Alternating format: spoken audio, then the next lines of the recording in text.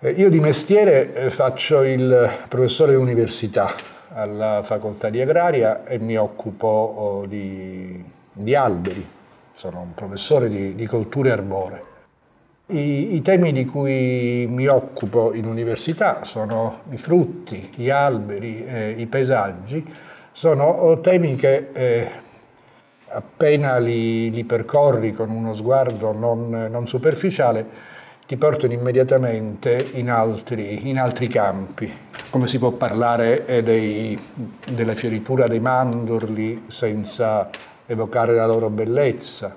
Come si può parlare del paesaggio della Conca d'Oro o degli agrumi della Conca d'Oro senza ricordare cosa è stato per questa città, ancora una volta in termini di bellezza, ma non solo di bellezza questo paesaggio. Mi è venuto via via nel tempo facile o comunque spontaneo provare ad usare un solo linguaggio.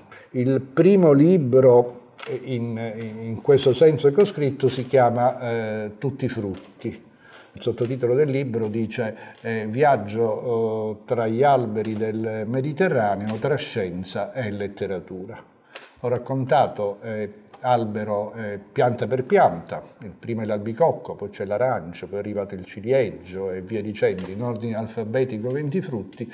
Ho raccontato come questi frutti siano importanti nel nostro paese, nella nostra storia, nella nostra economia, nel nostro immaginario. Dopodiché ho scritto di alberi. Il libro è Abbracciare gli alberi. E anche questo è un libro che ha raccontato l'importanza che gli alberi hanno nella nostra vita, a partire non soltanto dalle osservazioni, ancora una volta scientifiche, agronomiche, botaniche, eccetera, ma portando dentro gli argomenti dell'espressione artistica, delle lettere, delle arti. Il terzo passaggio è stato quello di parlare di paesaggio.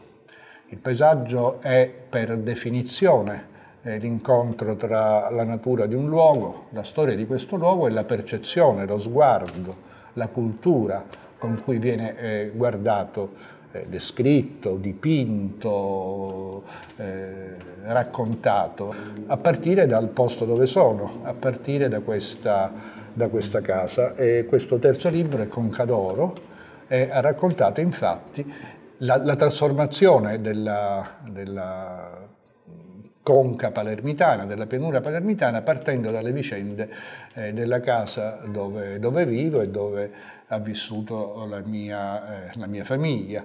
Una casa circondata da palazzi, ma 40 anni fa, ai tempi del famigerato sacco edilizio di Palermo, era circondata da frutti e da alberi, frutti e alberi di mandarino. Io credo che l'incontro tra le diversità, e questo vale in natura, in cultura, nella storia, no?